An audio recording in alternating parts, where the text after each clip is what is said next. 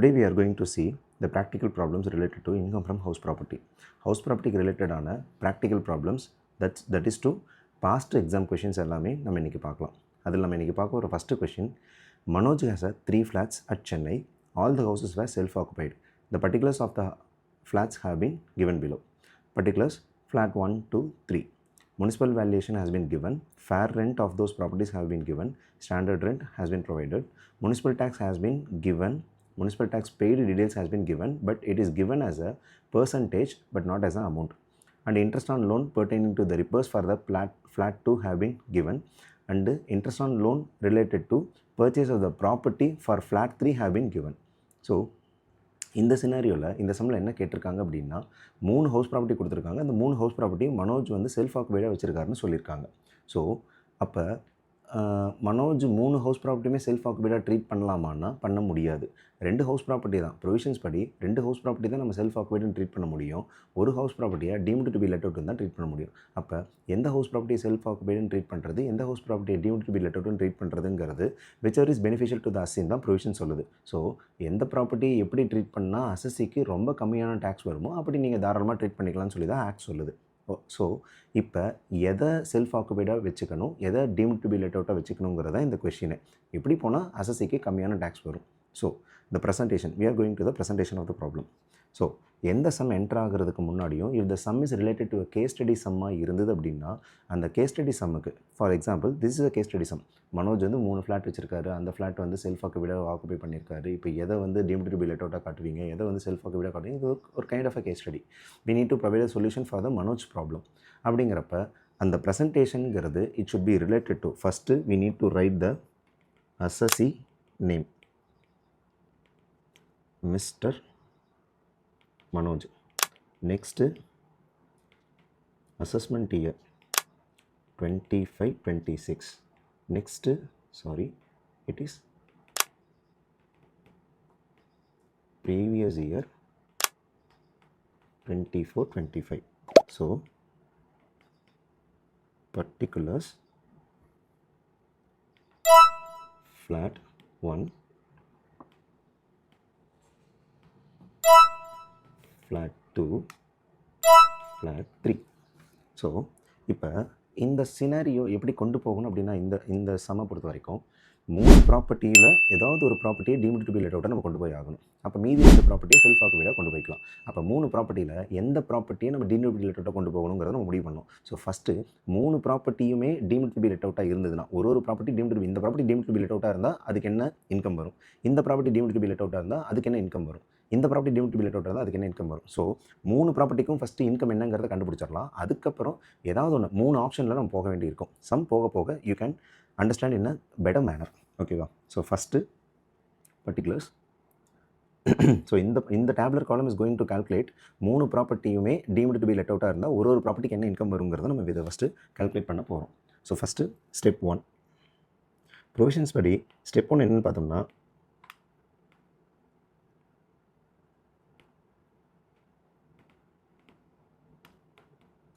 municipal valuation versus fair rent. Municipal valuation versus fair rent, whichever is higher. whichever is higher. இதுதான் நம்ம first step. So இந்த ஸ்டெப்பில் பார்த்தோம் அப்படின்னா first ஃப்ளாட்டுக்கு amount வந்து 3,75,000. நெக்ஸ்ட்டு ஃப்ளாட்டுக்கு 3,60,000. மூணாவது ஃப்ளாட்டுக்கு 3,80,000. ஓகேவா? Next as per the provisions we are moving further to step 2. step 2 ஓட நார்ம்ஸ் என்ன? step 1 ஓட value step 1 versus standard rent whichever is lower. அப்போ step 1 ஓட வேல்யூ என்ன? 3,75,000. step and also standard rent 3,50,000. so whichever is lower னு பார்த்தோம்னா answer is 3,50,000.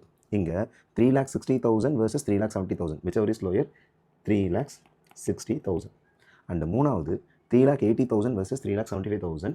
so the answer is lower amount is 3,75,000. next step 3 step 2 versus actual rent receivable whichever is higher. அப்போ step 2 value versus actual rent whichever is receivable. Actual rent receivable whichever is higher. அப்போ இங்கே actual ரெண்ட்னு ஒன்று கிடையாது. Because 3 ப்ராப்பர்ட்டியுமே ஒரு self ஆக்குபைடாக வச்சிருக்கும் போது எப்படி actual ரெண்ட்டுங்கிற ஒரு கான்செப்ட் வரும்? வராது. So obviously actual rent not அப்ளிகபிள்ங்கிறதுனால ஸ்டெப் 2 வேல்யூவே தான் இங்கே கேரி ஃபார்வர்ட் ஆகும். So that's refers to 3,50,000, 3,60,000, 3,75,000. இப்போ இந்த அமௌண்ட்டு தான் நம்மளோட gross annual value. The step T value தான் gross annual value. So that's refers to 3,50,000, 3,60,000, 3,75,000. இப்போ நார்ம்ஸ் படி நம்ம முனிசிபல் டேக்ஸ் என்ன பே பண்ணியிருக்கிறோமோ அதை நம்ம மைனஸ் பண்ணிக்கலாம். So less municipal tax paid.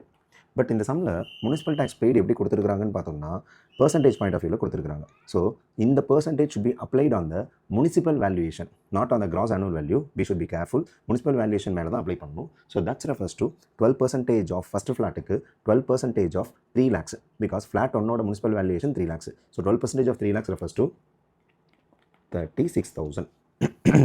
ஓகேவா? நெக்ஸ்ட்டு செகண்ட் ஃப்ளாட்டுக்கு 3,60,000 into 8%. That comes to 28,800. And தேர்டுக்கு 3,30,000 into 6%. That comes to 19,800. So gross annual வேல்யூவில் municipal tax paid 3 lakhs into இங்கே பெட்டர் இங்கே ஒரு ஒர்க்கிங்ஸும் காட்டிக்கிறது பரவாயில்ல. 3 lakhs into 12%. Second 3,60,000 into 8%. Next 3,30,000 into 6%. ஓகேவா? இப்போ கிராஸ் ஆனுவல் வேல்யூவில் நம்ம முனிசிபல் டேக்ஸ் லெஸ் பண்ணதுக்கப்புறம் நமக்கு கிடைக்கிறது net annual value. So that's comes to 3,14,000 for property 1, 3,31,200 for property 2, 3,55,200 for property 3. இப்போ less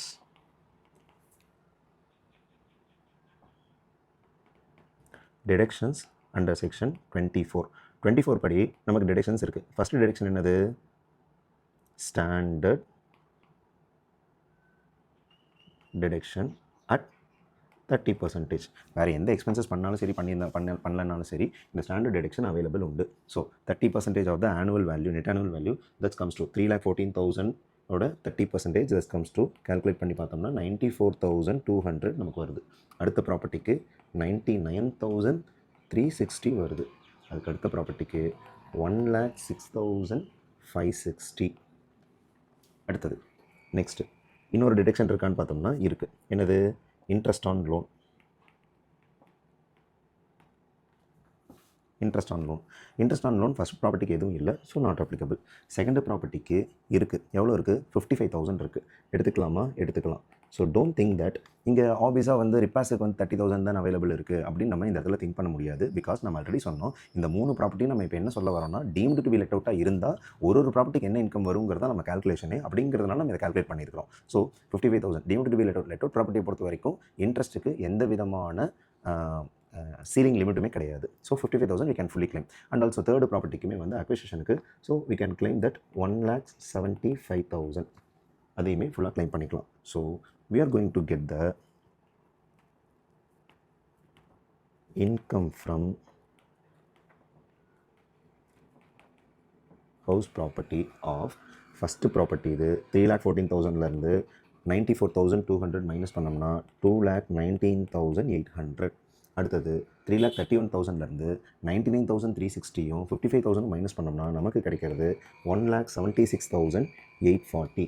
அடுத்தது மூணாவது சினாரியோவில் 73,640. இப்போ நமக்கு கிடைச்சது இன்கம் ஃப்ரம் ஹவுஸ் ப்ராப்பர்ட்டி. அதாவது 3 ப்ராப்பர்ட்டியில் ஏதாவது ஒரு ப்ராப்பர்ட்டியாக லெட் அவுட்டாக விட்டுறோம் அப்படின்னா அப்போ அந்த ஒரு ப்ராப்பர்ட்டிக்கு நமக்கு என்ன வேணும்? அதோட இன்கம் என்னன்னு வேணும். அதனால் 3 ப்ராப்பர்ட்டிக்குமே நம்ம இன்கம் என்னன்னு கண்டுபிடிச்சிட்டோம் அப்படின்னா அடுத்து நம்ம ஆப்ஷன் போகும்போது நமக்கு ஒரு கிளாரிட்டி இருக்கும். எதை நம்ம ஹவுஸ் ப்ராப்பர்ட்டியாக வச்சுக்கிட்டோம் அப்படின்னா அதுக்கு என்ன வருங்கிறத நம்ம கண்டுபிடிக்க முடியும். ஓகேவா? We have finally arrived the income from house property. ஒரு property deemed to be let அவுட்டாக இருந்ததுன்னா அதோட இன்கம் ஃப்ரம் ஹவுஸ் ப்ராப்பர்ட்டி என்ன வருங்கிறத நம்ம கால்குலேட் பண்ணிட்டோம். பட் இந்த சம்மோட ஃபைனல் சொல்யூஷன் என்ன? 3 ப்ராப்பர்ட்டி இருக்குது. ஏதாவது ஒரு property deemed to be let அவுட்டாக டிக்ளேர் பண்ணும், மீதி 2 ப்ராப்பர்ட்டி செல்ஃப் ஆக்குபைட் டிக்ளேர் பண்ணும். அப்போ இந்த அசசி மனோஜ் எந்த property deemed to be let அவுட்டாக டிக்ளேர் பண்ணி மீதி 2 ப்ராப்பர்ட்டி எந்த ப்ராப்பர்ட்டி செல்ஃப் ஆக்குபைட்டாக டிக்ளேர் பண்ணால் அவருக்கு மேக்ஸிமம் பெனிஃபிட் கிடைக்கும் அப்படிங்கிறத நம்ம கண்டுபிடிக்கணும். அப்படிங்கிறப்ப நம்ம ஏதோ ஒரு ப்ராப்பர்ட்டி செல்ஃப் ஆக்குபைடு, ஏதோ 2 ப்ராப்பர்ட்டி செல்ஃப் ஆக்குபைடு, ஏதோ ஒரு property deemed to be let அவுட்னு அசம்ஷன் பேசிஸில் போக முடியாது. we need to எல்லா சினாரியோலையும் நம்ம கண்டுபிடிக்கணும். அப்போ 3 ப்ராப்பர்ட்டியில் ஏதாவது ஒரு property deemed to be let out declare பண்ணி ஆகணும். அப்போ 3 ஆப்ஷன் வச்சுக்கலாம். ஃபர்ஸ்ட் ஆப்ஷனில் third property deemed to be let அவுட்டாக காட்டலாம். அப்போ மீதி 2 செல்ஃப் ஆக்குபைடு. செகண்ட் ஆப்ஷனில் second property deemed to be let அவுட்டாக காட்டலாம். அப்போ மீதி 2 ப்ராப்பர்ட்டியும் ஃபர்ஸ்ட் அண்ட் தேர்டும் செல்ஃப் ஆக்குபைடு. தேர்ட் ஆப்ஷனில் first property deemed to be let அவுட்டாக காட்டலாம். அப்போ மீதி 2 ப்ராப்பர்ட்டியும் ஃப்ளாட் 2 ஃப்ளாட் 3யும் செல்ஃப் ஆக்குபைடாக டிக்ளேர் பண்ணணும். ஓகேவா? That's a final solution. So we are moving towards the final solution. Computation of income from house property. So particulars option 1, option 2, option 3. So இதில் flat 1, flat 2, flat 3, flat 1, flat 2, flat 3, அதே மாதிரி 1, 2, 3. So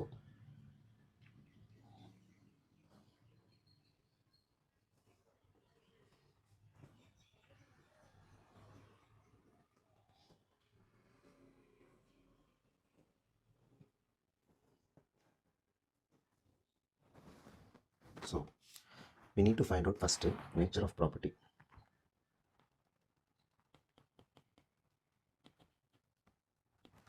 so first ஆப்ஷனில் நம்ம என்ன சொன்னோம்?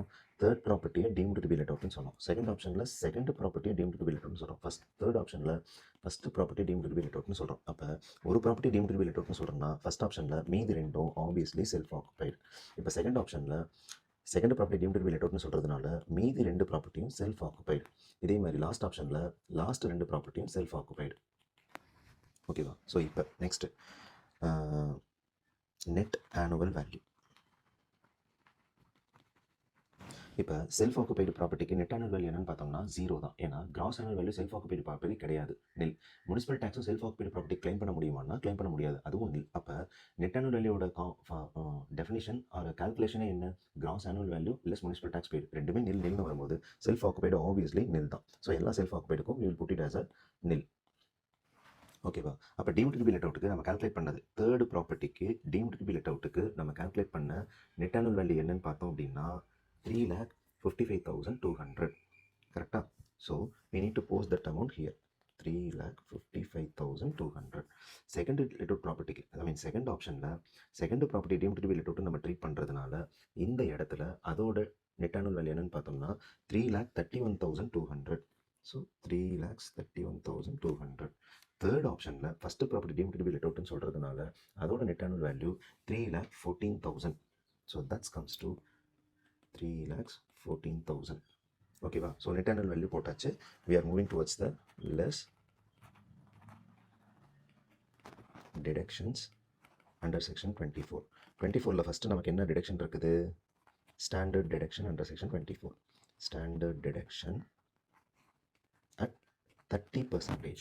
அப்போ obviously net annual வேல்யூவில் தான் 30% ஸ்டாண்டர்ட் டிடக்ஷன். ஸோ செல்ஃப் ஆக்குபைடுக்கு எதுவுமே வராது, பிகாஸ் நெட் ஆனுவல் வேல்யூவே இல்லை. ஸோ 0, 0, 0, நில், நில், நில் ஆர் 0. ஓகேவா? ஸோ 3,55,000க்கு நெட் ஆனுவல் வேல்யூ நம்ம என்னன்னு பார்த்தோம் அப்படின்னா 30%.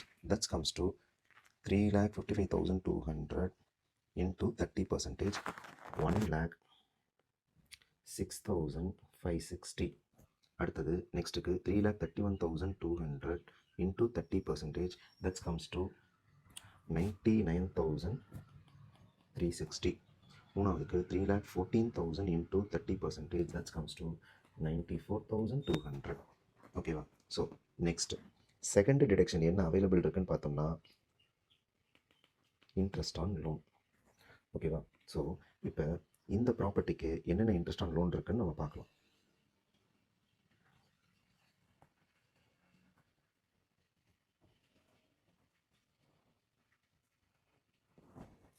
ஸோ ஃபஸ்ட்டு ப்ராப்பர்ட்டிக்கு சம்மில் ஏதாவது இன்ட்ரெஸ்ட் ஆன் லோன் கொடுத்துருக்காங்களா அப்படின்னா எதுவும் கொடுக்கல. So obviously it will be nil. Second ப்ராப்பர்ட்டிக்கு ஏதாவது இன்ட்ரெஸ்ட் ஆன் லோன் கொடுத்துருக்காங்க. எவ்வளோ கொடுத்துருக்காங்க? 55,000 கொடுத்துருக்காங்க. பட் அந்த 55,000 loan has been obtained relevant to repairs of the property.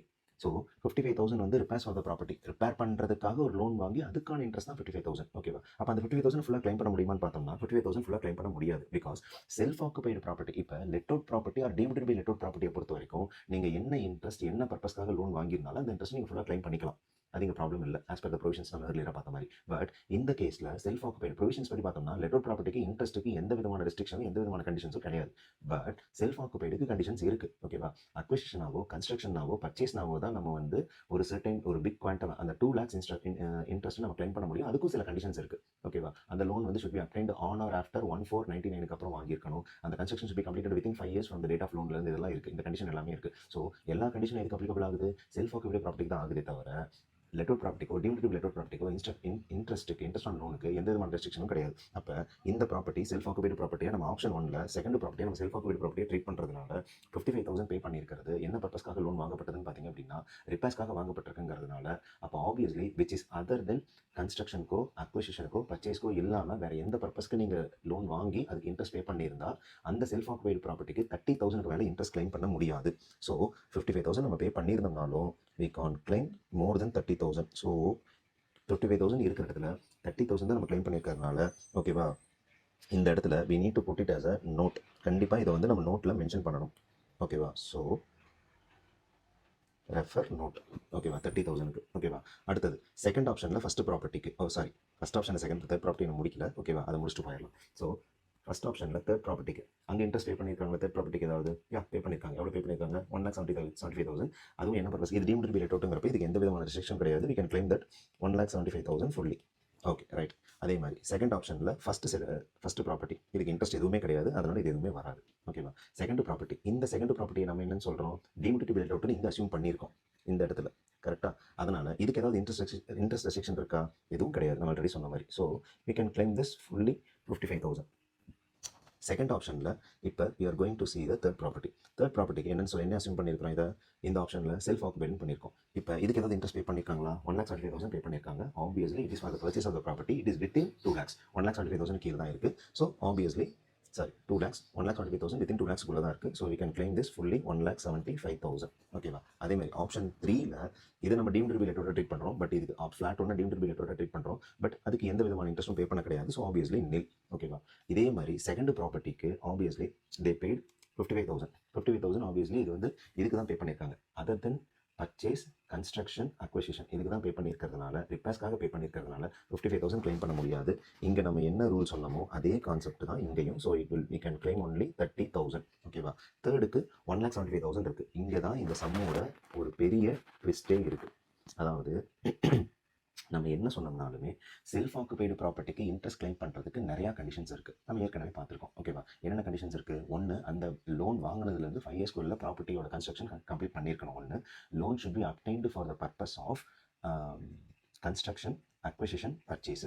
இது 3. Loan should be obtained on or after 1/4/1999. இப்போ இந்த சம்ம பொறுத்த வரைக்கும் ஆப்வியஸ்லி கரண்ட் ப்ரீவியஸ் இயரில் தான் இருக்குங்கிறதுனால ஆப்வியஸ்லி இது எல்லாமே சாட்டிஸ்ஃபை ஆகுது. பட் இதெல்லாம் இல்லாமல் இன்னொரு கண்டிஷன் என்னன்னா செல்ஃப் ஆக்குபைடு ப்ராப்பர்ட்டிக்கு டோட்டலாக 2 ஹவுஸ் ப்ராப்பர்ட்டிக்கும் சேர்த்து டோட்டலாக we can claim a maximum deduction of 2 lakhs தான். அப்படிங்கிறப்ப ஏற்கனவே இந்த ப்ராப்பர்ட்டிக்கு நம்ம செகண்ட் ப்ராப்பர்ட்டிக்கு செல்ஃப் ஆக்குபைடாக ட்ரீட் பண்ணுறதுனால 30,000 ஆல்ரெடி கிளைம் பண்ணிட்டதுனால இப்போ தேர்ட் ப்ராப்பர்ட்டிக்கு டுகெதர், அதாவது செகண்ட் ப்ராப்பர்ட்டிக்கும் தேர்ட் ப்ராப்பர்ட்டிக்கும் சேர்த்து together we can claim only 2 lakhs. அப்போ செகண்ட் ப்ராப்பர்ட்டிக்கு ஆல்ரெடி 30,000 கிளைம் பண்ணிட்டதுனால we can't claim the interest paid of 1,75,000. we can claim up to 1,70,000. இது ரொம்ப ரொம்ப க்ரூஷியல். ஓகேவா? ஏன்னா மொத்தமே 2 lakhs தான் கிளைம் பண்ண முடியும். செல்ஃப் ஆக்குபைடு ப்ராப்பர்ட்டி நீங்கள் 2 ப்ராப்பர்ட்டி டிக்ளேர் பண்ணாலும் சரி, ஒரு ப்ராப்பர்ட்டி டிக்ளேர் பண்ணாலும் சரி, total interest claim can be up to 2 lakhs only. அப்படிங்கிறப்ப இதுக்கு ஆப்வியஸ்லி 2 lakhs தான் கிளைம் பண்ண முடியும். அதுக்கு மேலே கிளைம் பண்ண முடியாது. நீங்கள் என்ன பர்பஸ்க்கு லோன் வாங்கியிருந்தாலும் சரி. அப்படிங்கிறப்ப you can claim up to 2 lakhs. So first second ப்ராப்பர்ட்டிக்கு இந்த சினாரியோவில் we had claimed ஆல்ரெடி 30,000ங்கிறதுனால பேலன்ஸ் அமௌண்ட்டை தான் கிளைம் பண்ண முடியும். பட் பேலன்ஸ் அமௌண்ட் பெய்டு, அதாவது ஃப்ளாட் 3க்கு பே பண்ணது 1,75,000, 2 lakhsக்கு மேலே போகக்கூடாதுங்கிறதுனால we are going to claim only 1,70,000. இந்த சம்மை நான் சூஸ் பண்ணதுக்கு மெயின் ரீசனே இந்த ஒரு பாயிண்ட்டுக்காக தான். ஓகேவா? So be very careful please. So இப்போ அடுத்து ஒரு ஆப்ஷன்லையும் ஓகேவா இன்கம் ஃப்ரம் ஹவுஸ் ப்ராப்பர்ட்டி என்னன்னு பார்ப்போம்.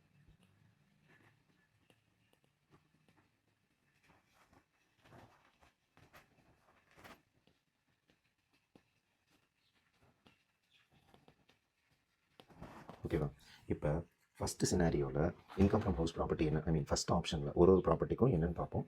ஸோ இப்போ ஒரு ப்ராப்பர்ட்டிக்கும் எவ்வளோ வந்திருக்கு, இதுக்கு ஆப்வியஸ்லி இதுக்கு -30,000. ஓகேவா? இதுக்கு 3,55,200 minus 1,06,560 minus 1,75,000.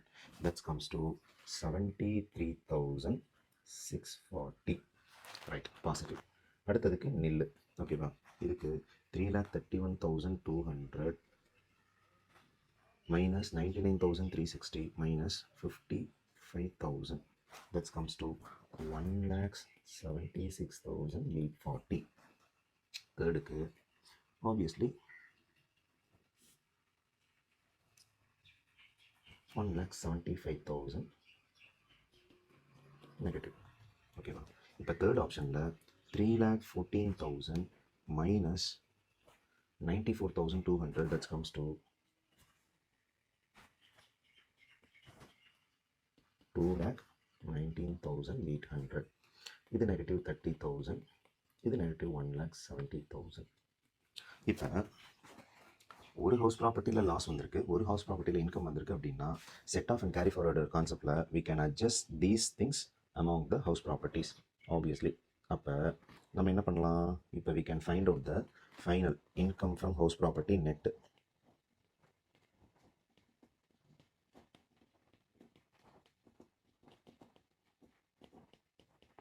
Total. So total income ஒன்றுக்கும். ஸோ இப்போ ஆப்ஷன் 1ஓட இன்கம், ஆப்ஷன் 2ஓட இன்கம், ஆப்ஷன் 3ஓட இன்கம். ஓகேவா? என்ன வருதுன்னு பார்த்தோம் அப்படின்னா here comes 73,460 minus 30,000. that comes to 43,640. ஓகேவா? இங்கே 1,76,840 minus 1,75,000. ஸோ 1,840. இங்கே 2,19,800 minus 30,000 minus 1,70,000. that comes to 2 lakh minus பண்ணோம்னா 19,800. இப்போ இந்த சினாரியோவில் நீங்கள் நல்லா கவனிச்சு பாருங்கள். ஓகேவா? அதாவது ஒருவேளை ஓகேவா நம்ம ஆப்ஷன் 1 அதாவது ஃபஸ்ட்டு 2 ப்ராப்பர்ட்டியும் செல்ஃப் ஆக்குபைடாக டிக்ளேர் பண்ணி தேர்டு ப்ராப்பர்ட்டியை டீம்டு டு பி லெட் அவுட்டாக டிக்ளேர் பண்ணால் நமக்கு கிடைக்கக்கூடிய இன்கம் வந்து 43,640. செகண்ட் ஆப்ஷனில் ஃபஸ்ட்டு ப்ராப்பர்ட்டியும் தேர்டு ப்ராப்பர்ட்டியும் செல்ஃப் ஆக்குபைடாக டிக்ளேர் பண்ணி செகண்ட் ப்ராப்பர்ட்டியை deemed to be let out declare பண்ணால் அந்த அசசி டிக்ளேர் பண்ண வேண்டிய இன்கம் வந்து 1,840. தேர்ட் ஆப்ஷனில் first property deemed to be let அவுட்டாக டிக்ளேர் பண்ணி செகண்ட் அண்ட் தேர்டு செல்ஃப் ஆக்குபைடாக டிக்ளேர் பண்ணால் கிடைக்கக்கூடிய இன்கம் வந்து 19,800. இப்போ இதில் எது அந்த அசசிக்கு பெனிஃபிஷியல் நம்ம பார்த்தோம் அப்படின்னா ஆப்வியஸ்லி இட் இஸ் ஆப்ஷன் 2, 1,840. வெறும் 1,000 ரூபாய் தான் இன்கமே வருது. அப்போ ஆப்வியஸ்லி இதுதான் most beneficial to the assessee. So இப்போ இந்த சினாரியோவில் this is how the problem closed. ஓகேவா? அப்போ கன்க்ளூஷன் நம்ம எழுதணும். ஏன்னா கொஷினில் தெளிவாக கேட்டிருக்காங்க, you are required to advise mister Manoj which plan be கட்டட் which flats can be treated as self occupied and other deemed to be let அவுட்னு கேட்டிருக்காங்க. மோஸ்ட் பெனிஃபிஷியல்னு கொடுத்துருக்காங்க. ஸோ அப்போ obviously we need to write the conclusion in the prescribed manor as we are going to do it.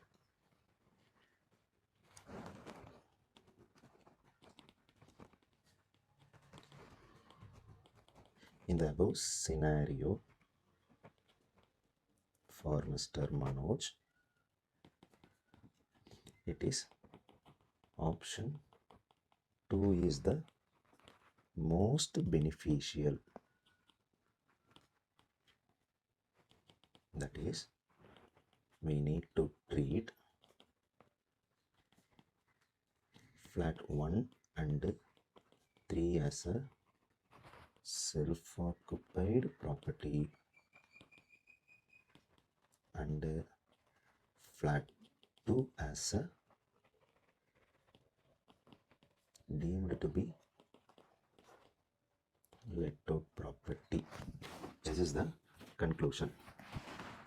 So இந்த கன்க்ளூஷனோட முடிஞ்சுதா? No. இன்னும் ரொம்ப ரொம்ப முக்கியமான விஷயம், நம்ம இங்கே நோட்டுன்னு ஒரு மென்ஷன் பண்ணியிருக்கோம். அந்த நோட்டுக்கு கண்டிப்பாக நம்ம இதை கீழே நோட் போட்டு அதை மென்ஷன் பண்ணணும். அந்த பாயிண்ட்டையும் நம்ம சொல்லணும். Note first point, actually speaking municipal tax வந்து இதுக்கு வராதுங்கிறதையும் நமக்கு எழுதணும். Municipal tax paid for self occupied property, short ஃபார்மில் எழுத வேண்டாம் மக்களே,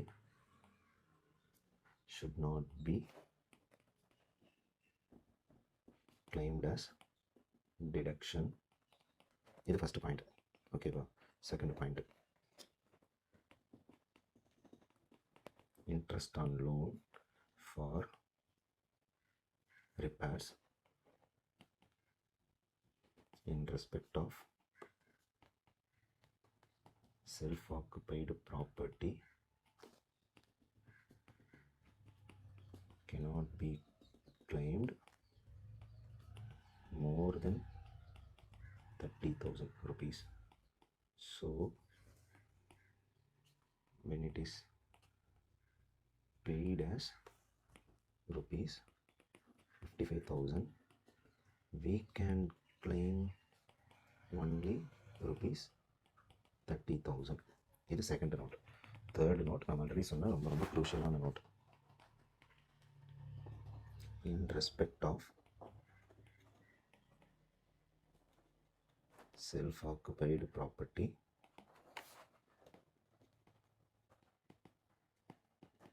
interest on loan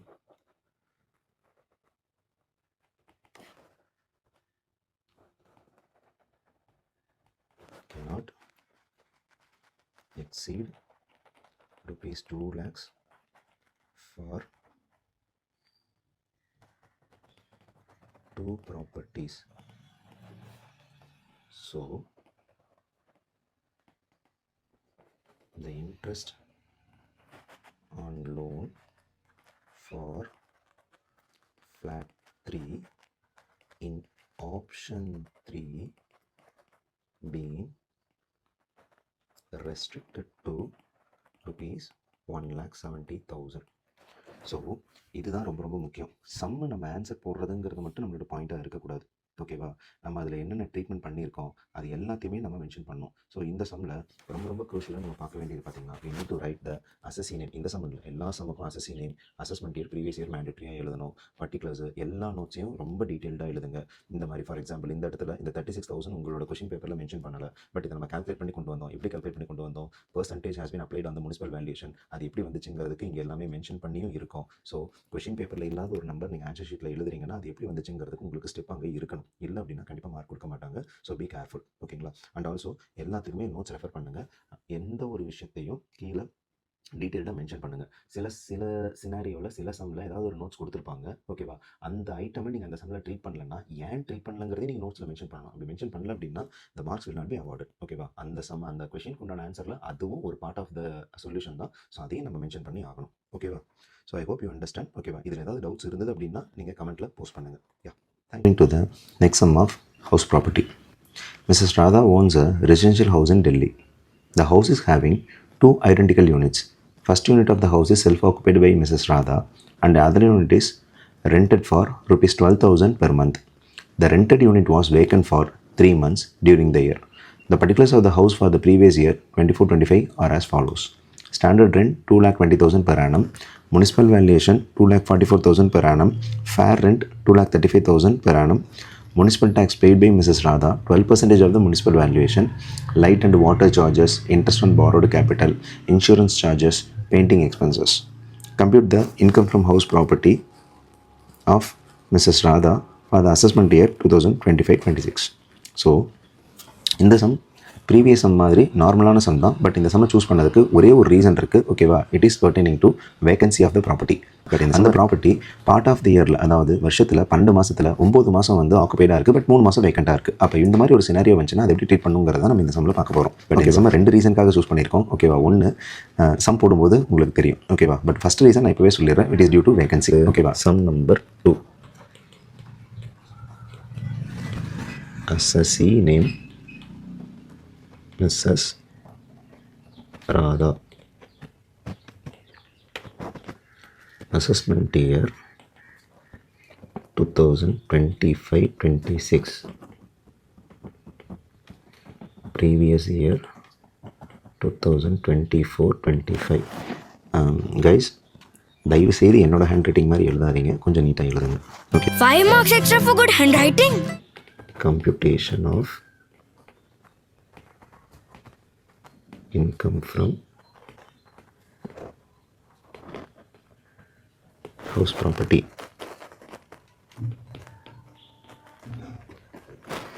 Particulars: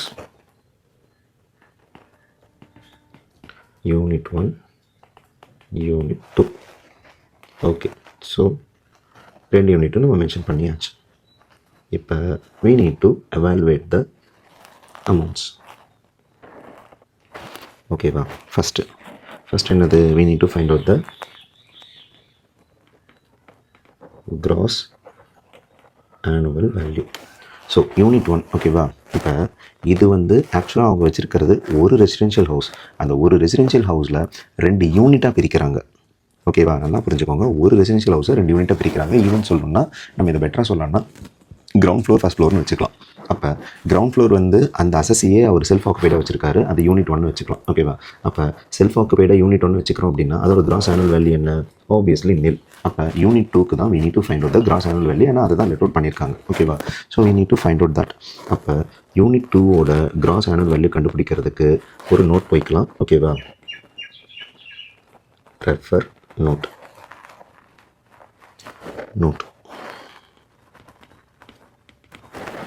So,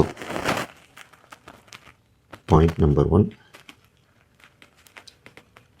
gross annual value of unit 2. ஓகேவா? அதில் ஸ்டெப் 1 நார்மலாக நம்ம ஆல்ரெடி பார்த்தது என்னது? First municipal value versus fair rent, whichever is higher. இப்போ இங்கே முனிசிபல் வேல்யூஷன் எவ்வளோ கொடுத்துருக்குறாங்க? 2,44,000 கொடுத்துருக்காங்க. ஃபேர் ரெண்ட் எவ்வளோ கொடுத்துருக்குறாங்க? 2,35,000 கொடுத்துருக்காங்க. ஸோ அப்படியே எடுத்துக்கலாமன்னா எடுத்துக்க முடியாது. அதுதான் நான் சொன்னேன் செகண்ட் பாயிண்ட், செகண்ட் சினாரியோ. அதாவது இந்த சம்மை நான் ஏன் சூஸ் பண்ணேன்னு பார்த்தீங்கன்னா, ஃபஸ்ட்டு வேகன்சி இருக்குன்னு ஒரு ரீசன் சொன்னேன். இன்னொரு ரீசன் என்னென்னா, இந்த சம்மில் கொடுத்துருக்கிற எல்லா டீட்டெயில்ஸுமே நீங்கள் நல்லா கவனிச்சு பாருங்கள். The particular last line of the information, அந்த ஃபஸ்ட் பேராகிராஃபில் லாஸ்ட் லைன் படிங்க. Particulars of the house for the previous year. ஹவுஸை பற்றின இன்ஃபர்மேஷன் தான் இதில் கொடுத்துருக்காங்களே தவிர யூனிட் 2 பற்றி கொடுக்கல. ஓகேவா? அப்போ ஹவுஸை பற்றி தான் கொடுத்துருக்காங்க.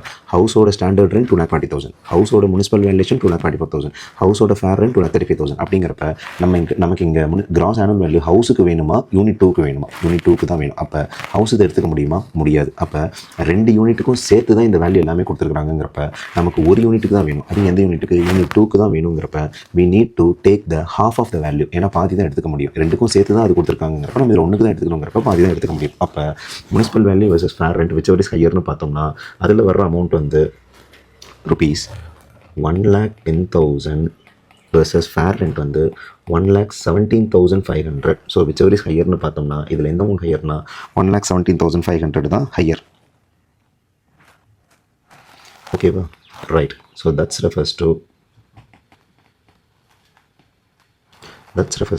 ஸ்டெப் 1ஓட வேல்யூ வந்து rupees 1,17,500. ஓகேவா? So we are moving to the step 2. Step 2 என்னது? Step 1 value rupees 1,17,500 versus standard rent. Standard rent எவ்வளோ? 1,10,000. அப்போ அதில் என்ன எடுத்துக்கணும்? whichever is lower. ஸோ அப்போ ஆன்சர் rupees 1,10,000. அடுத்தது ஸ்டெப் 3. இது என்னது? rupees 1,10,000 step 2 value versus actual rent receivable. ரொம்ப முக்கியமான விஷயம் இங்கே actual rent receivable. Actual rent எவ்வளோ? 12,000 per month. அப்போ ஆக்சுவல் ரெண்ட் ரிசீவபிள் அந்த வருஷத்துக்கு என்ன ரெண்ட்டு ரிசீவ் பண்ணி இருக்கணும்? ஓகேவா? Receivable is 1,20,000. எப்படி வந்துச்சு? 1,44,000. 1,44,000 எப்படி வந்துச்சு? 12,000 per month into 12 months, that comes to 1,44,000, whichever is higher. அப்படிங்கிறப்ப இதில் என்ன கவர் ஆகுது? whichever is higher 1,44,000. So we are taking the step 3 value as rupees 1,44,000. இப்போ இந்த சினாரியோவில் ஸ்டெப் 3ல் 1,44,000 நம்ம எடுத்துக்கிறோம். அதாவது ஆக்சுவல் ரெண்ட் ரிசீவபிளை நம்ம எடுத்துக்கிறோம். அப்போ ஆக்சுவல் ரெண்ட் ரிசீவபிள் 1,44,000. பட் இந்த சம்மில் நம்ம ஆல்ரெடி சொன்னோம் வேகன்சின்னு ஒன்று இருக்குது. வேகன்சி இருக்கும்போது ஓகேவா, ஆக்சுவல் ரெண்ட் ரிசீவபிள் நம்ம எடுத்து டேக்ஸ் கட்ட சொன்னோம் அப்படின்னா is it fair to the assessee? No. அதாவது இந்த 1,44,000 அவர் ரிசீவ் பண்ணாரா? பண்ணலை. ஓகேவா? அவர் என்ன பண்ணார், 3 மாதம் அவரோட இது வந்து வீடு வந்து காலியாக தான் இருந்திருக்கு. ஓகேவா? அப்போ அந்த சினாரியோவில் நம்ம 1,44,000 ஒரு அசையை டேக்ஸ் கட்டுங்கன்னு சொல்கிறது ஆக்ட் சொல்கிறது ஃபேரான்னு பார்த்தீங்கன்னா ஃபேராக இருக்காது. ஓகேவா? அதனால் ஆக்டே என்ன சொல்லுது, சப்போஸ் இந்த 2 வேல்யூவில் ஓகேவா, சப்போஸ் இந்த வேல்யூ நீங்கள் சூஸ் பண்ணுறீங்க அப்படின்னா வேகன்சி இருந்தாலும் சரி இல்லைனாலும் சரி நீங்கள் இதுக்கு தான் டேக்ஸ் கட்டி ஆகணும். ரைட். சப்போஸ் இந்த 2 வேல்யூவில் இதை நீங்கள் சூஸ் பண்ணுற மாதிரி ஒரு சினாரியோ வருதுன்னா 1,44,000 தான் ஹையர் வேல்யூவாக வருதுன்னா அப்போ ஒரு வேளை உங்களுக்கு வேகன்சி இருந்ததுன்னா அந்த வேகன்சிக்கு உண்டான ரெண்ட்டை நீங்கள் மைனஸ் பண்ணிக்கலாம் அப்படின்னு சொல்லுது. அப்போ revised cross annual value will be cross annual value owing to vacancy. இது ரொம்ப ரொம்ப க்ரூஷியல் இந்த சம்மில். எவ்வளோன்னு பார்த்தீங்க அப்படின்னா 12,000 into 9 months தான் இருந்தது. ஏன்னா 3 மாதம் வேக்கண்ட்டுன்னு சொல்லிட்டோம். So that's comes to 1,08,000. இதை இப்படியும் போடலாம், இல்லாட்டி ஒருவேளை இல்லை sir 1,44,000 minus 12,000 into 3 that's comes to 1,44,000 minus 36,000 அப்போ 1,08,000 அப்படியும் போடலாம். பூவை பூன்னும் சொல்லலாம், புய்ப்பம்னும் சொல்லலாம். ஸோ எப்படி போட்டாலும் ஒரே ஆன்சர் தான் வரும். So 1,08,000. So this is the note number 1, that is gross annual value for unit 2. So gross annual value 1,08,000 less என்னது, municipal tax paid. Municipal tax paid self occupied ப்ராப்பர்ட்டிக்கு எப்போவுமே டிடெக்ட் பண்ணுறதுக்கு அலோபிள் கிடையாது. அப்போ கிளைம் பண்ண முடியாது. ஓகேவா?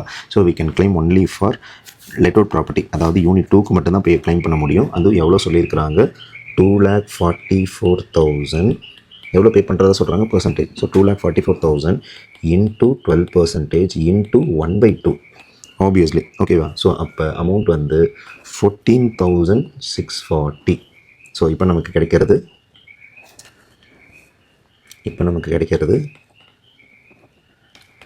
Net annual value. Net annual value எவ்வளோ, செல்ஃப் ஆக்குபைடு ப்ராப்பர்ட்டிக்கு ஆல்வேஸ் நில். ஓகேவா? இதுக்கு 1,08,000 மைனஸ் 14,640 தட்ஸ் கம்ஸ் டு 93,360.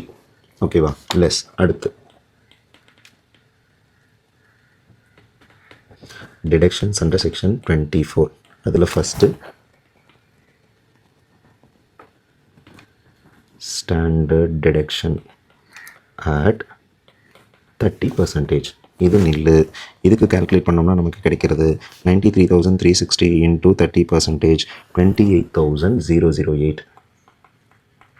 ஓகேவா? அடுத்தது இன்ட்ரெஸ்ட் ஆன் லோன் ஏதாவது இருக்கான்னு பார்த்தோம்னா இருக்குது. எவ்வளோ இருக்குது, second point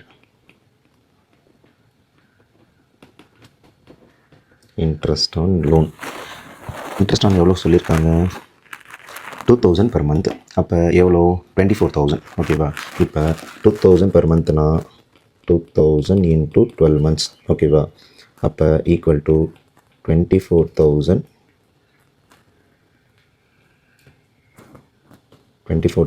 for both units.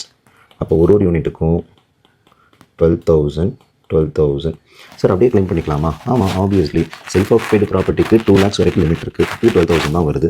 Let out ப்ராப்பர்ட்டிக்கு எது இருந்தாலுமே ஃபுல்லாகவே கிளைம் பண்ணிக்கலாம். அதுக்கும் 12,000. ஸோ ஃபுல்லாகவே கிளைம் பண்ணிக்கிறோம். So the final amount is income from house property.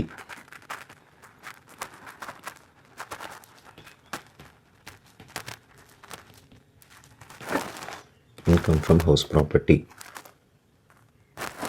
எவ்வளோ நெட்டாக பார்த்தோம்னா இதுக்கு 12,000 நெகட்டிவ், இதுக்கு 93,360 minus 28,080 minus 12,000 that comes to 53,352. So நெட்டாக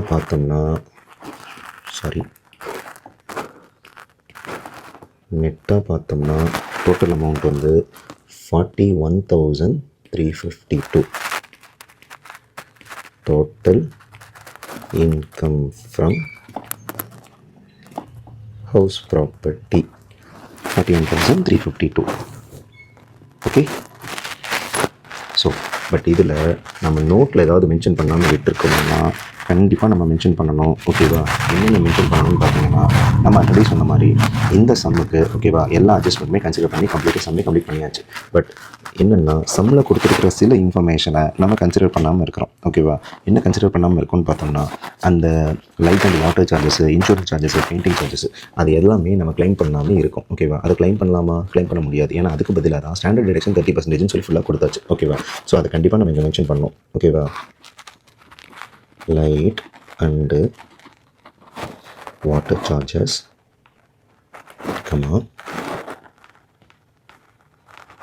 insurance charges,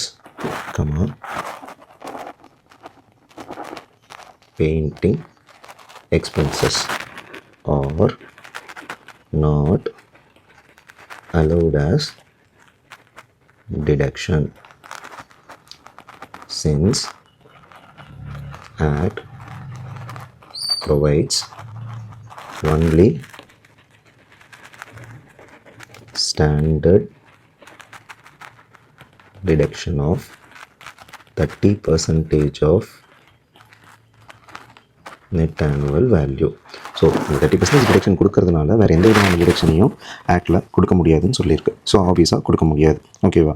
and also இன்னொரு முக்கியமான விஷயம், நீங்கள் எல்லா ஹவுஸ் ப்ராப்பர்ட்டிஸ்லையுமே மென்ஷன் பண்ண வேண்டியது என்னென்னு பார்த்தீங்கன்னா அந்த அசசி. ஃபார் எக்ஸாம்பிள் இந்த சம்மில் இவங்க எந்த இடத்துலையும் சொல்ல கிடையாது இவர் வந்து டிஃபால்ட் டேக்ஸ் ரெஜிம் போகிறாரா இல்லை ஆப்ஷனல் டேக்ஸ் ரெஜிம் போகிறாராங்கிறது சொல்லலை.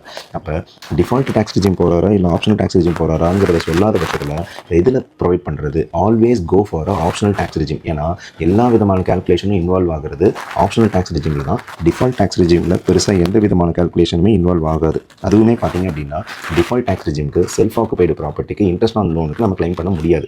அப்போ நீங்கள் டிஃபால்ட் டேக்ஸ் ரெஜிம் இது அசம்ஷன் தான். பட் இந்த சம் வந்து ஒரு 6 மார்க்ஸ் இல்லை 8 மார்க்ஸ் சொல்கிறாங்க அப்படின்னா இல்லை நான் டிஃபால்ட் டேக்ஸ் ரெஜிம் அசம்ஷன் எடுத்துக்கிறேன் எனக்கு ஈஸியாக போயிடும் நான் செல்ஃப் ஆக்குபைடு பற்றின கால்குலேஷன் நம்ம போட தேவையில்லை. நீங்கள் அப்படி தயவு செய்து ஒரு அசம்ஷன் எடுக்க வேண்டாங்கிறது என்னோட சஜஷன். ஏன்னா சம்முக்கு எவ்வளோ மார்க் கொடுக்குறாங்க அப்படின்னா ஆப்வியஸாக அந்த கால்குலேஷன்லாம் வரணும்னு எதிர்பார்ப்பாங்க.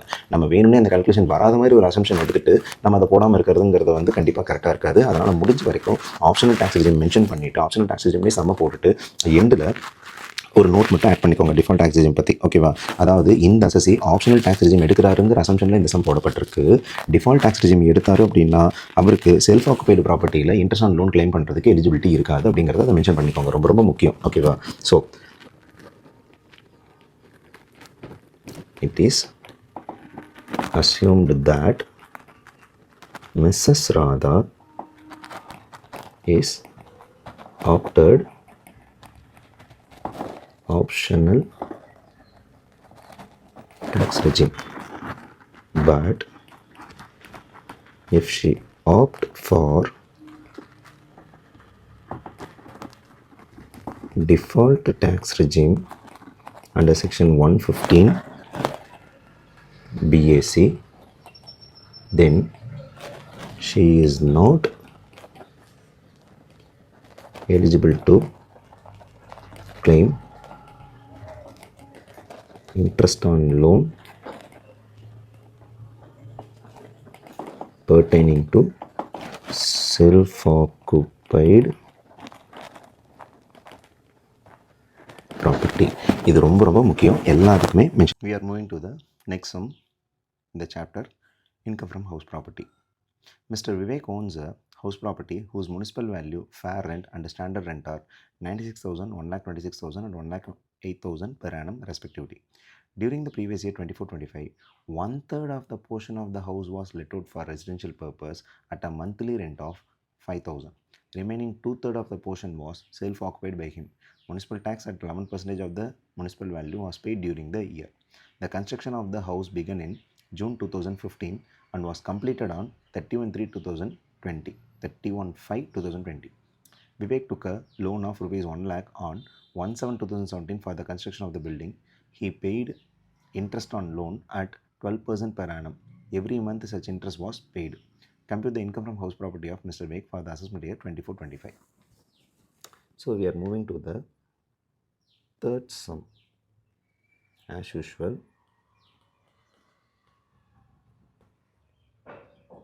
assessee name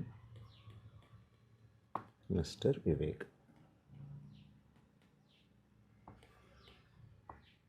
Assessment year 25-26.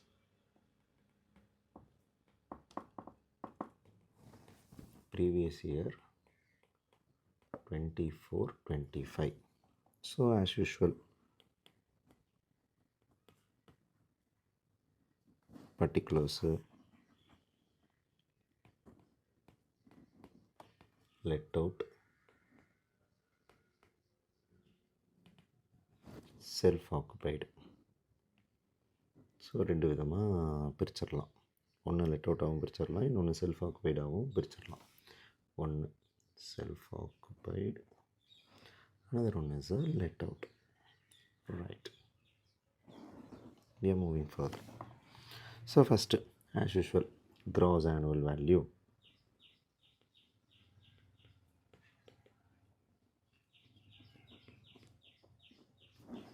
Annual value self occupied க்கு always nil, let out க்கு நம்ம calculate பண்ணணும். So we can put it as a refer note. So note போலாமா? Note.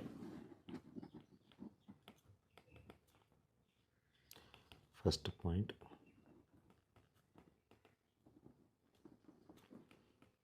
gross annual value of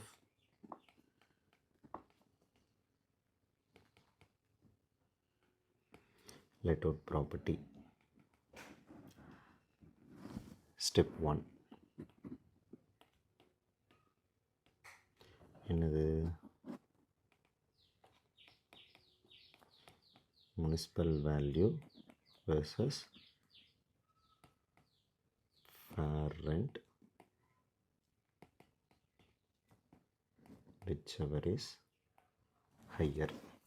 so municipal value versus fair rent whichever is higher. Municipal value எவ்வளோ கொடுத்துருக்குறாங்க சம்மில்? 96,000. ஓகேவா? Fair rent எவ்வளோ கொடுத்துருக்குறாங்க? 1,26,000. அப்போ ஆப்வியஸ்லி முனிசிபல் வேல்யூ 96,000 எடுத்துக்கலாமான்னா கண்டிப்பாக கிடையாது. இந்த சம்மில் ரொம்ப ரொம்ப க்ரூஷியல். அவங்க தெளிவாக சொல்லியிருக்கிறாங்க, லெட் அவுட் ப்ராப்பர்ட்டி வந்து 1/3 ஆஃப் த டோட்டல் ஹவுஸ். ஓகேவா? ஹவுஸோட முனிசிபல் வேல்யூ தான் கொடுத்துருக்குறாங்க.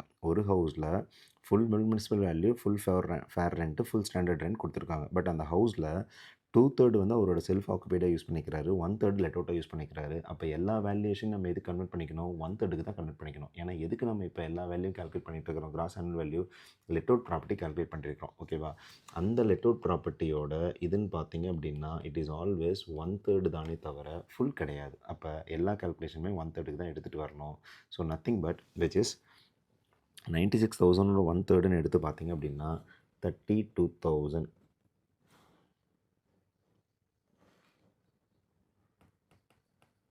32,000 versus 1,26,000. 1,26,000 1/3ன்னு பார்த்தீங்க அப்படின்னா 42,000.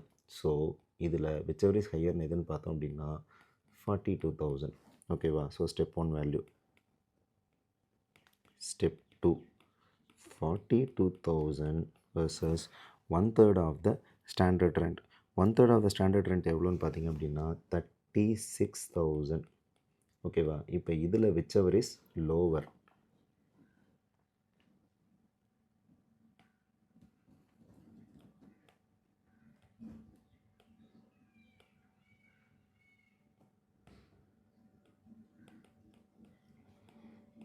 whichever is lower அப்படிங்கிறப்ப எந்த வேல்யூ வரும்? 36,000 தான் வரும். ஓகேவா? அடுத்தது step 3, 36,000 versus actual rent receivable. Actual rent receivable எவ்வளோ? 5,000. ஓகேவா? அப்போ 5,000 பெர் மந்த்னா 3, 6, 12 ஒரு வருஷத்துக்கு 60,000.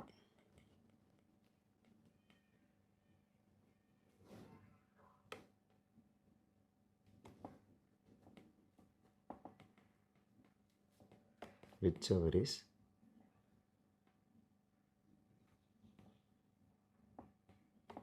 higher என்னன்னு பார்த்தோம்னா 60,000.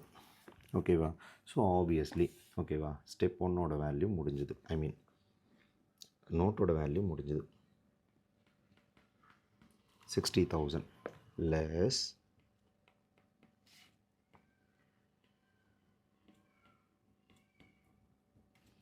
municipal tax paid.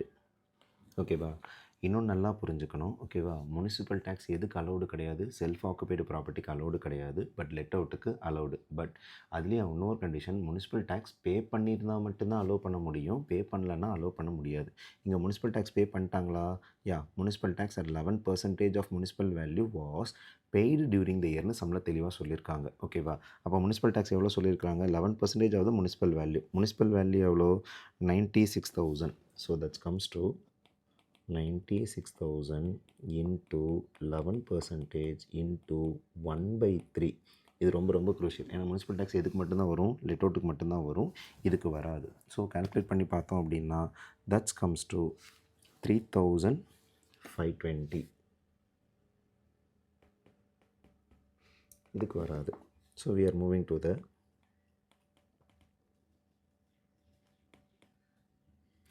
net annual value. ஓகேவா. எவ்வளோ, 60,000ல் 3,520 போச்சுன்னா 56,480 nil. இதுதான் net annual value less deductions under section 24.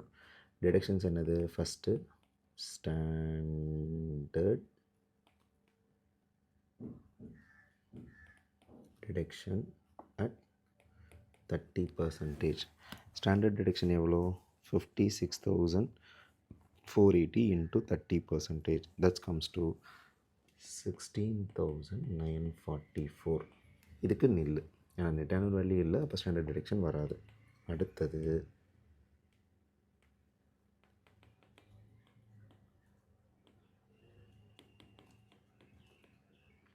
Interest on loan. இந்த சம்மை சூஸ் பண்ணதுக்கு மெயின் ரீசனே ஒரே ஒரு காரணம், இன்ட்ரெஸ்ட் ஆன் லோன் கேல்குலேஷன் மட்டும்தான், வேறு எந்த இதுவும் கிடையாது. So we need to put it as a working note or better note 2னே போட்டுக்கலாம், ஏன்னா note 1 ஆல்ரெடி போட்டோம் ஓகேவா. note 2 sorry, mention it as a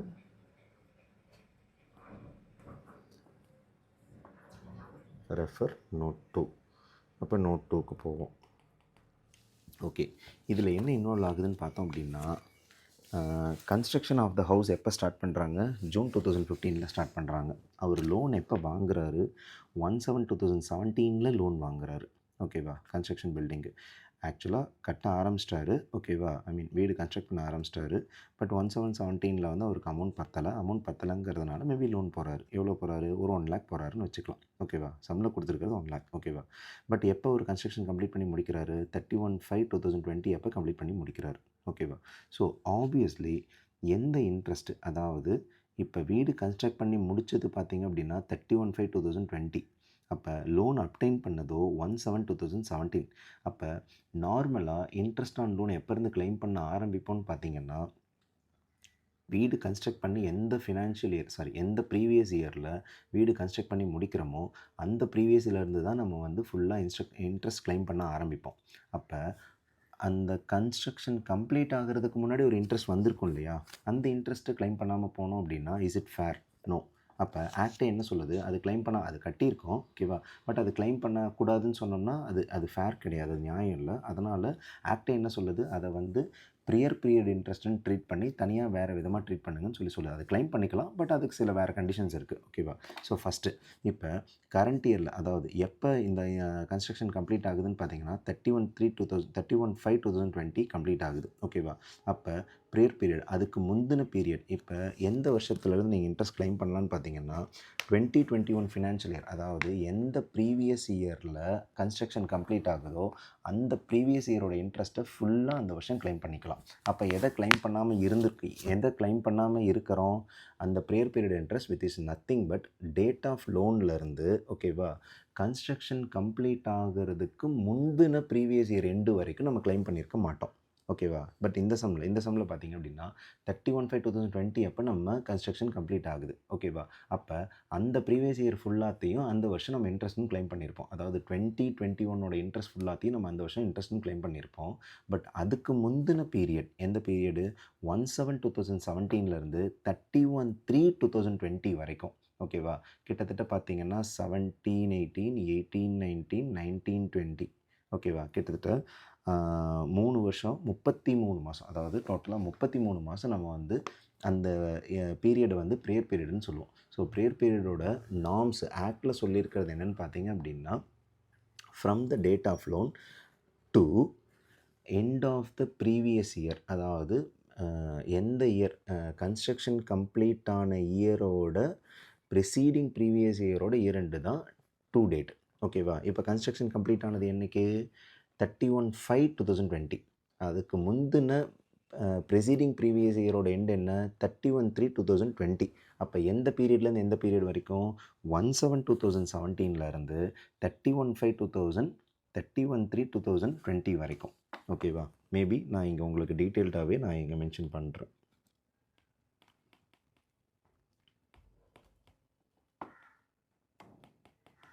prayer period interest. ஓகேவா? இந்த சம்க்கு மட்டும் ரொம்ப டீட்டெயில்டாக இருக்கும். இது இவ்வளோ டீட்டெயில்டாக நீங்கள் உங்கள் எக்ஸாமில் எழுதணுன்ற அவசியம் இல்லை. இது புரியணுங்கிறதுக்காக மட்டும் நான் இந்த இடத்துல நான் இதை மென்ஷன் பண்ணுறேன். ஓகேவா? ப்ரேயர் பீரியட் இன்ட்ரெஸ்ட்டோட கான்செப்ட் என்ன? First period. ஓகேவா? Date of loan to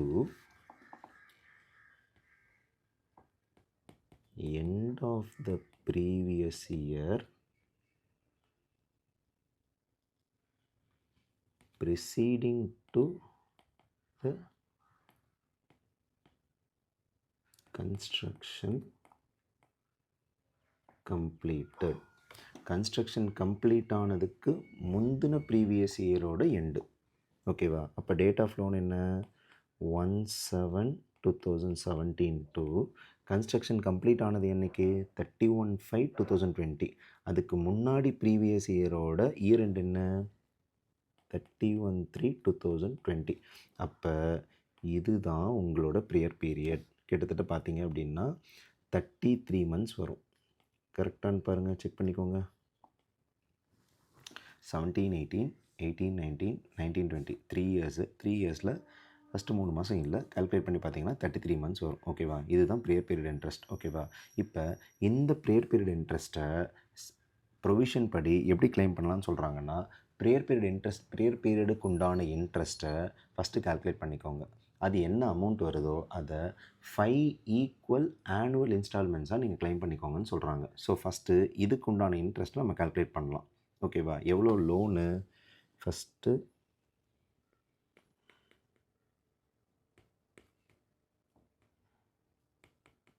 prayer period interest is equals to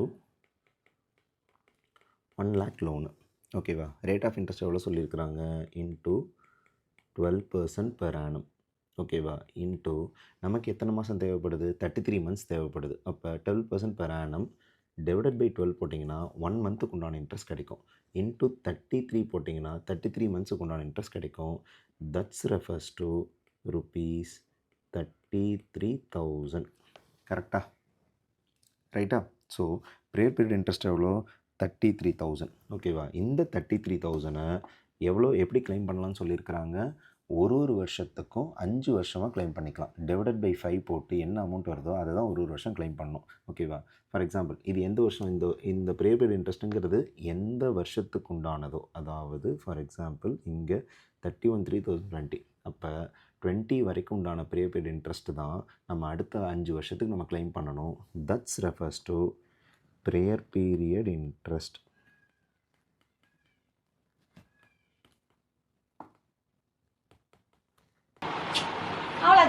Can be claimed for 5 previous years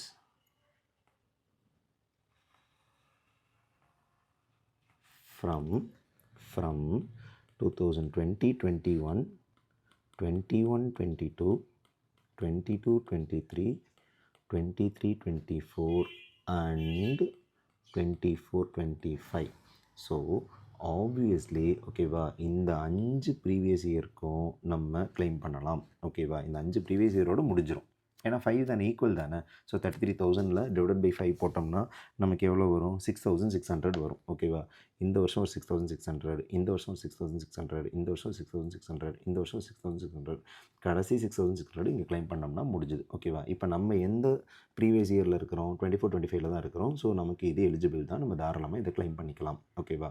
so புரிஞ்சுதா புரியலையா? ஓகேவா? லாஜிக்கலாக நீங்கள் யோசிச்சு பாருங்கள். ப்ரேயர் பீரியட் இன்ட்ரெஸ்ட்டுங்கிறது என்னது? நம்ம கிளைம் பண்ணாமல் நம்ம எந்த வருஷம் கன்ஸ்ட்ரக்ஷன் கம்ப்ளீட் பண்ணுறோமோ அந்த வருஷத்துலேருந்து தான் நம்ம இன்ட்ரெஸ்ட் கிளைம் பண்ண ஆரம்பிப்போம். இன்ட்ரெஸ்ட் ஃபுல்லாகவே கிளைம் பண்ணிடுவோம். ஓகேவா? ஃபார் எக்ஸாம்பிள் கன்ஸ்ட்ரக்ஷன் 31/3/2020 அன்றைக்கி முடிஞ்சிருந்தா கூட ஓகேவா, நம்ம ஆபீஸாக அந்த வருஷத்து ஃபுல்லாக இன்ட்ரெஸ்ட்டையுமே அந்த வருஷம் கிளைம் பண்ணிக்கலாம். ஒன்று. ஓகேவா? சப்போஸ் அதுக்கு முன்னாடி லோன் எடுத்திருந்தோம் அப்படின்னா அப்போ என்ன ஆகும்? ப்ரீவியஸ் இயர் இப்போ இந்த கான்செப்ட் படி பார்த்தோம்னா இப்போ எனக்கு இந்த சம்மில் 31/5/2020 இன்ட்ரெஸ்ட் அந்த கன்ஸ்ட்ரக்ஷன் கம்ப்ளீட் ஆகுது. அப்போ 31/5க்கு அப்புறம் தான் இன்ட்ரெஸ்ட் எடுத்துக்கணும் கிளைம் பண்ணணுங்கிறது கிடையாது. அந்த ப்ரீவியஸ் இயர் ஃபுல்லாகவே கிளைம் பண்ணிக்கலாம். அப்போ 31/5/2020 உங்களோட கன்ஸ்ட்ரக்ஷன் கம்ப்ளீட் ஆனாலும் அந்த ஏப்ரல் 2020 மார்ச் 2021 வரைக்கும் நம்ம கிளைம் பண்ணிக்கலாம். அப்போ எந்த இன்ட்ரெஸ்ட்டை நம்ம கிளைம் பண்ணாமல் இருப்போம்? இந்த பீரியடுக்கு உண்டான இன்ட்ரெஸ்ட் தான் நம்ம இன்னும் கிளைம் பண்ணாமல் இருப்போம். ஏன்னா இப்போ தான் ஃபஸ்ட் டைமே கன்ஸ்ட்ரக்ஷன் கம்ப்ளீட் ஆகி முடிக்குது. இப்போ இதுதான் கிளைம் பண்ண ஆரம்பிப்போம். ஓகேவா? அப்போ இந்த இன்ட்ரெஸ்ட்டை நம்ம இன்னும் கிளைம் பண்ணியிருக்க மாட்டோம். ஓகேவா? இதுக்கு பேர் தான் ப்ரேயர் பீரியட் இன்ட்ரெஸ்ட். அதை லாஜிக்கலாக சொல்கிறேன். இங்கே ஆக்ட் படி சொன்னோன்னு பார்த்தீங்கன்னா from the date of loan till the end of the previous year preceding to the construction completed. ஓகேவா? கன்ஸ்ட்ரக்ஷன் கம்ப்ளீட் ஆனது 31/5/2020. அதுக்கு முந்தாண்டி ப்ரீவியஸ் இயரோட எண்டு 31/3/2020. ஓகேவா? அதுதான். அப்போ அது எவ்வளோ வருது? 33 மந்த்ஸ் வருது. அதுக்கு எவ்வளோ இன்ட்ரெஸ்ட் வருது? 33,000 வருது. ஓகேவா? இந்த கால்குலேஷன் புரிஞ்சிருக்கும்னு நான் நம்புகிறேன். 1 lakh இன்ட்டு 12% பெர் ஆனம் போட்டோம்னா ஒரு வருஷத்துக்கு உண்டான இன்ட்ரெஸ்ட் கிடைக்கும். டிவைட் பை 12 போட்டோம்னா ஒரு மாதத்துக்கு உண்டான இன்ட்ரெஸ்ட் கிடைக்கும். இன்ட்டு 33 போட்டோம்னா 33,000. ஓகேவா? ஸோ இப்போ ப்ரீ பீரியட் இன்ட்ரெஸ்ட் கண்டுபிடிச்சாச்சு. இந்த ப்ரீ பீரியட் இன்ட்ரெஸ்ட் எத்தனை வருஷத்துக்கு கிளைம் பண்ணலாம்னா 5 ஈக்குவல் இன்ஸ்டால்மெண்ட்ஸாக கிளைம் பண்ணணும்னு சொல்கிறாங்க. 5 இயர்ஸ் கிளைம் பண்ணலாம். ஓகேவா? So that is we can claim it from 2021, 21, 22, 22, 23, 23, 24, 24, 25. ஓகேவா? இந்த வருஷம் எல்லாமே நம்ம கிளைம் பண்ணலாம். ஓகேவா? So this is the calculation for prepaid interest. ஓகேவா? ஸோ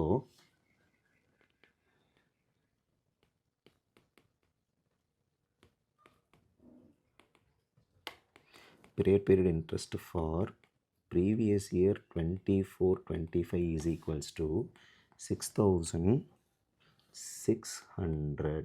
எப்படி வந்துச்சு? 33,000 divided by 5. That refers to 6,600. ஓகேவா? நெக்ஸ்ட் போகலாமா? இப்போ ப்ரீபெய்டு இன்ட்ரெஸ்ட் மட்டும்தான் இருக்கான்னு பார்த்தீங்கன்னா அது மட்டும் இல்லை, கரண்ட் இயர் இன்ட்ரெஸ்ட்டும் இருக்குது. ஓகேவா? Note number 3.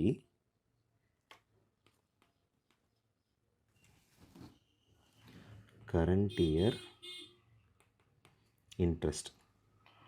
Current year interest எவ்வளோ? அதே 12,000 தான். ஏன்னா அவங்க பிரின்சிபல் ரீபேமெண்ட் பற்றி எதுவுமே சொல்லலை. ஓகேவா? He paid interest on loan at 12% per annum. Every month of such interest was paid. 1 lakh இருக்குது, அவர் இன்ட்ரெஸ்ட் மட்டுமே பே பண்ணிட்டு வந்துட்டுருக்கிறாரு. அப்போ கரண்ட் இயர் இன்ட்ரெஸ்ட் எவ்வளோ? 1 lakh into 12% which is equal to 12,000. So total interest to be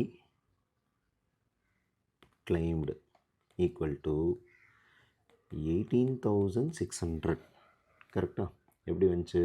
6,600 pray பீரியடோடது, current இயரோட interest 12,000, so 18,600. இப்போ இந்த 18,600 ஓகேவா யாருக்கு claim பண்ணுவோம்? 2 ப்ராப்பர்ட்டி இருக்குது. ஏன்னா ஒன்று வந்து செல்ஃப் ஆக்குபைடு, அவர் வந்து வீடு கட்டுறதுக்குன்னு தான் வாங்கியிருக்காரே தவிர செல்ஃப் ஆக்குபைடுக்கு இதுக்குன்னு சொல்லி அவர் சொல்ல கிடையாது. ஓகேவா? ஏன்னா ஒரு ஹவுஸை நம்ம பிரிச்சுக்கிட்டோம். 2/3 வந்து செல்ஃப் ஆக்குபைடுக்கும் ஓகேவா, ஒன்று வந்து லெட் அவுட்டுக்கும், 1/3 வந்து லெட் அவுட்டுக்குன்னு சொல்லிட்டோம். லெட் அவுட்டு 1/3,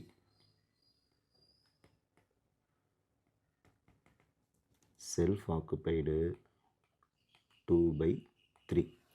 ஓகேவா? ஸோ ஆபீஸா 1/3 எவ்வளோன்னு பார்த்தோம் அப்படின்னா 6,200. 6,200 எப்படி வந்துச்சு? 18,600 into 1/3. that comes to 6,200. இது 12,400 எப்படி வந்துச்சு? 18,600 into 2/3. ஸோ லெட்வுட் ப்ராப்பர்ட்டிக்கு உண்டான இன்ட்ரெஸ்ட் 6200, செல்ஃப் ஆக்குபைடு ப்ராப்பர்ட்டிக்கு உண்டான interest 12400. So refer note 2 and 3 ஆக்சுவலாக சொல்ல போனால், ஏன்னா நம்ம 2 நோட்லேயும் இன்ட்ரெஸ்ட் இது பண்ணியிருக்கிறோம். ஓகேவா? So refer note and also அங்கே என்ன விதமான ரோமன் நம்பர் போட்டிங்களோ அந்த விதமான ரோமன் நம்பரை இங்கே கன்டினியூ பண்ணுங்கள், மாற்றி போட வேண்டாம். Refer note 2 and 3. That comes to 6200, 12400. இப்படி போட்டால் நமக்கு கிடைக்கக்கூடியது இன்கம் ஃப்ரம் ஹவுஸ் ப்ராப்பர்ட்டி எவ்வளோ?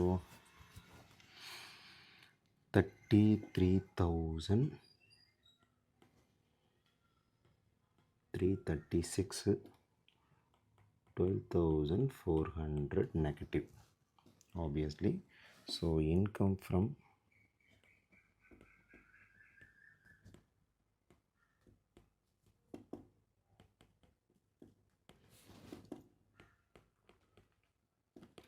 total போட்டோம்னா we will get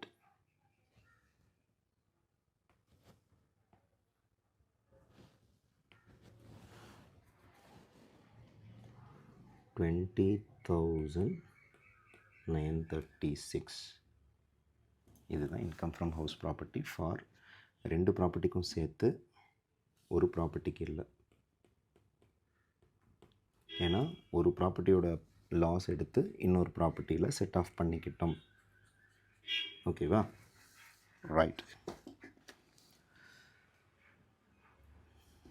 ஸோ நோட்டில் எல்லாமே மென்ஷன் பண்ணிட்டோம். ஓகேவா? ஒர்க்கிங் நோட்டும் மென்ஷன் பண்ணியாச்சு. தேங்க்யூ. அவ்வளோதான்.